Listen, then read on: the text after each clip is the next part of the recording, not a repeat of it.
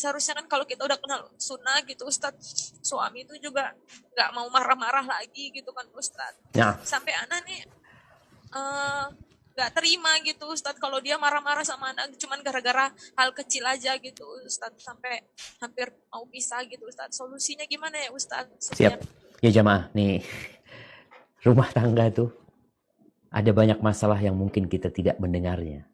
Oh, subhanallah, alhamdulillah, namanya rumah itu ada temboknya. Kadang-kala ada suara-suara keluar dari jendela, ada suara keluar dari pintu atau dari bawah pintu tentang keributan yang terjadi di sana. Apa yang harus dilakukan supaya tidak terjadi keributan? Penyebab keributan itu adalah melihat kepada kesalahan, melihat kepada kekurangan. Inilah yang menimbulkan amarah, kemudian ribut. Nanti tadi disebutkan masalahnya sepele. Nah, maka sekarang dirubah cara berpikirnya. Apa yang dilihat dari pasangan hidupmu, lihatlah kepada kelebihan dia. Sehingga kesalahan dia akan tertutupin. Karena Ana yakin suami anti memiliki banyak kelebihan. Dan anti pun sebagai manusia memiliki kelebihan. Jangan melihat kepada kekurangannya. Itu yang pertama. Lihatlah kepada kelebihan suami. Apalagi anti katakan anti punya beban moral. Bagaimana tetangga-tetangga yang melihat ini keluarga yang menikah di atas sunnah, mereka udah paham sunnah tapi ribut sampai terdengar sama keluarga. Jangan sampai akhirnya anti menjadi penyebab rusaknya citra sunnah ini gara-gara keributan yang dilakukan. Yang kedua, kalau suami marah, maka anti diam. Jangan jawab. Walaupun anti merasa, oh masalahnya remeh. Urusan remeh, urusan kecil, sepele. Tapi kalau sedang marah suami, anti diam. Ustaz, dia yang salah. Nah, biar dia yang salah. Tapi anti jangan menambahin kesalahan. Udah tahu suaminya salah, marah-marahnya salah, engkau kasih bensin, terbakar dia. Biarin dia. Karena subhanallah jamaah, kita tahu yang namanya api. Api itu membakar.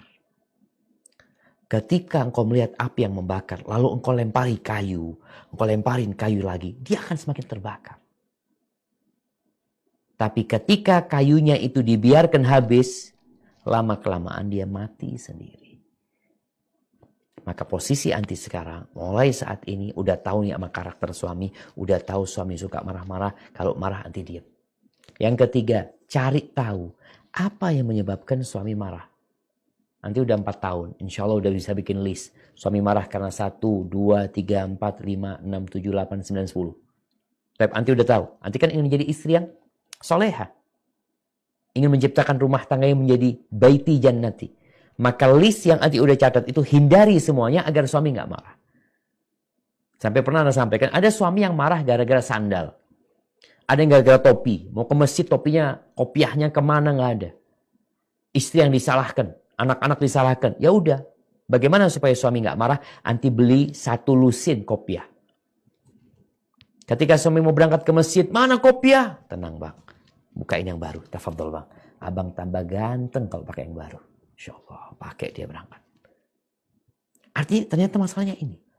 Masalahnya di makanan. Kalau sudah tahu masalahnya di makanan, jangan pernah makanan itu telat. Usah telat gara-gara ini, nggak ada alasan.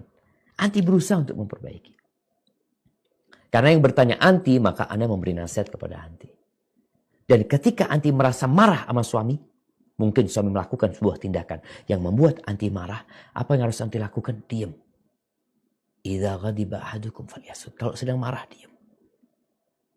Kalau dalam kondisi anti berdiri, anti duduk. Dalam kondisi anti duduk marah, rebahan.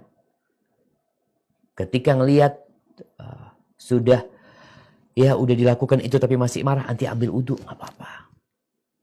Jadi berusaha untuk menjadi pihak yang mendinginkan di rumah tersebut. Sambil ngobrol sama suami, duduk sama suami, minta nasihat sama suami, tetap engkau taruh suamimu di posisi sebagai pemimpin. Dia pemimpin di rumahmu. Tugasmu sami'na wa ata'na. Kalau dipanggil suami jangan pernah mengatakan tunggu. Tapi tinggalkan pekerjaanmu demi untuk datang menyambut panggilan suami. Hada wallahu a'lam bissawab.